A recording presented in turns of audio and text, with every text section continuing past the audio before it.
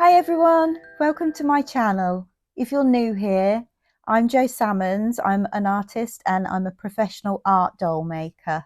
Every week I'll be making a new creation and I'll be showing you some footage from behind the scenes, and I'll be carefully editing out all the crazy stuff so you don't see quite how chaotic I am. Today you'll see how I made K-12 Melanie Martinez. If you want to see more photos of her and my other creations, please follow me on Instagram and TikTok. The links are down below. Okay, without further ado, let's get into it.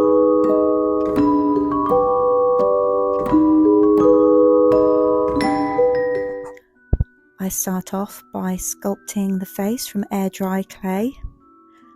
I had quite a few reference photos of Melanie Martinez to help me do this. At present, air dry clay is my favourite medium to work with. I like creative paper clay.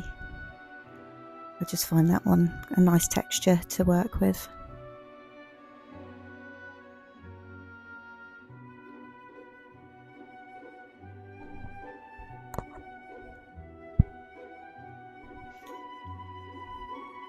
I put in temporary eyes and sculpt around them. And then when the clay is dry and the doll face is painted and varnished, that's when the permanent eyes go in.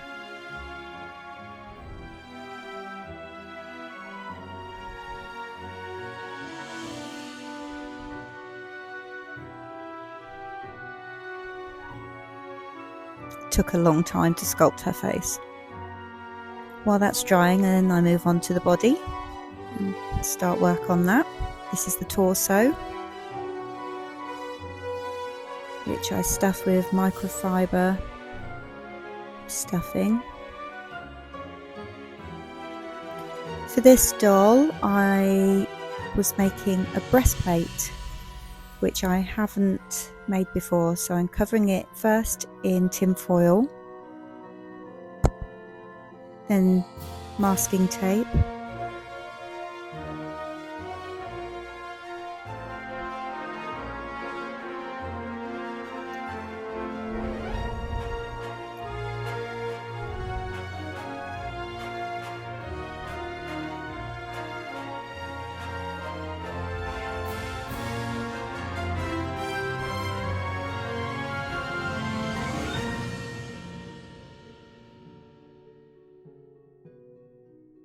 then cover this with clay and create the chest plate shape.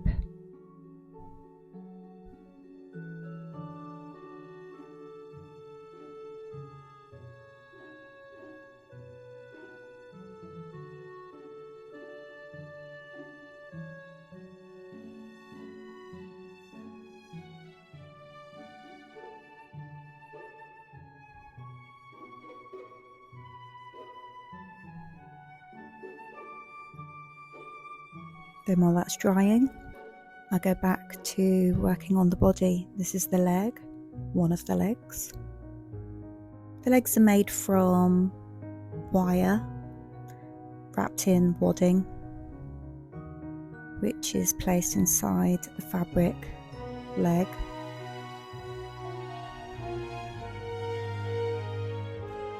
I usually make the wire part with the foot on first, then put a bit of extra stuffing into the hip area.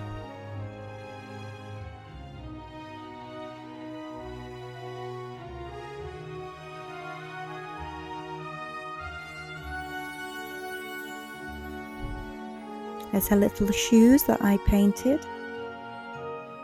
And next, make the hands. I make a combination of paper mache and clay hands. I really don't enjoy sculpting tiny little fingers because I've got big clumsy hands and not great eyesight. So I make paper mache fingers. I'm also worried that clay fingers will snap, and this way I know that they're stronger.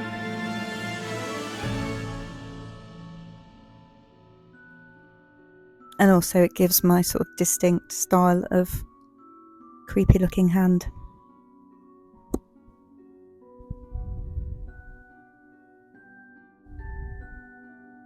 Connect all the fingers with paper mache and then start adding on the clay palm. When I've finished sculpting the clay palm and it's dry and sanded, I then usually cover it with another layer of paper mache, just to ensure that it, because it's quite a thin layer, that it doesn't crack off.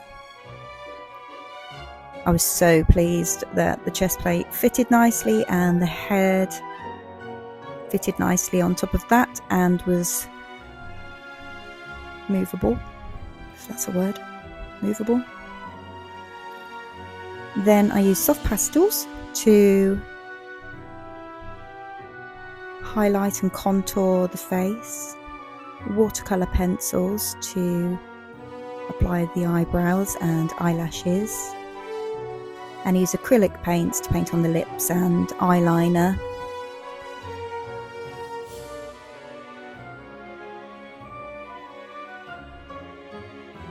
Once the hands have been painted and dried, I then contour them and add on the details.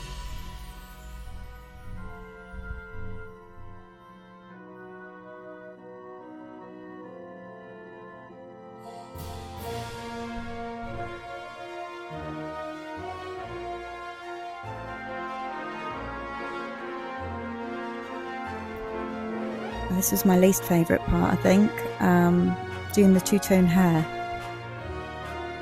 I get in a real mess with glue because I seem to just use way too much because I'm worried that something will come unstuck.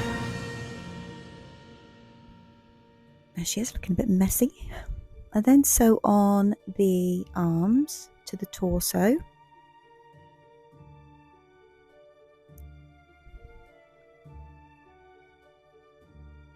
And connect the legs.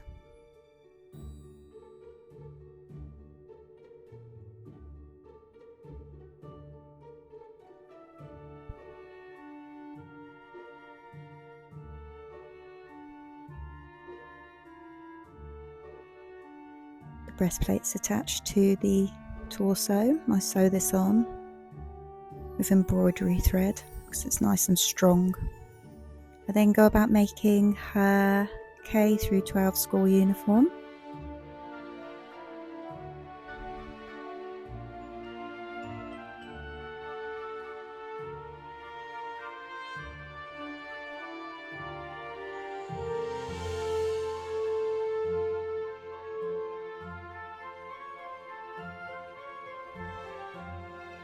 I add on my signature button.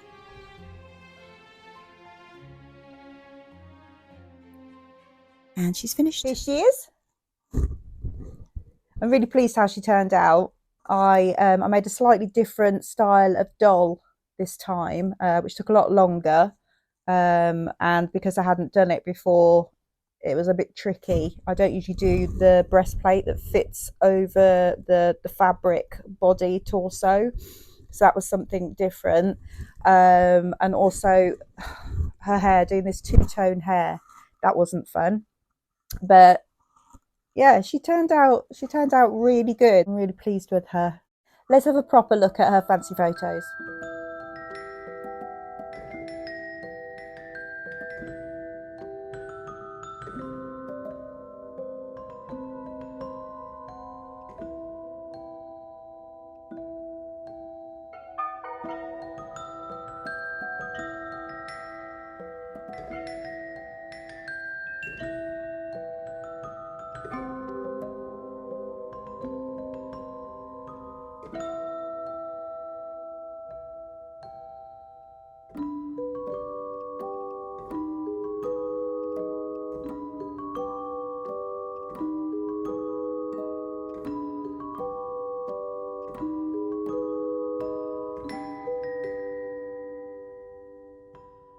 Thank you for watching. I'll be posting every Friday, so if you enjoyed this video and you want to see more, then please like, subscribe and ring that notification bell. If you like my dolls and you're interested in buying any of them, then follow the links below to my shop. Thank you so much. Bye bye.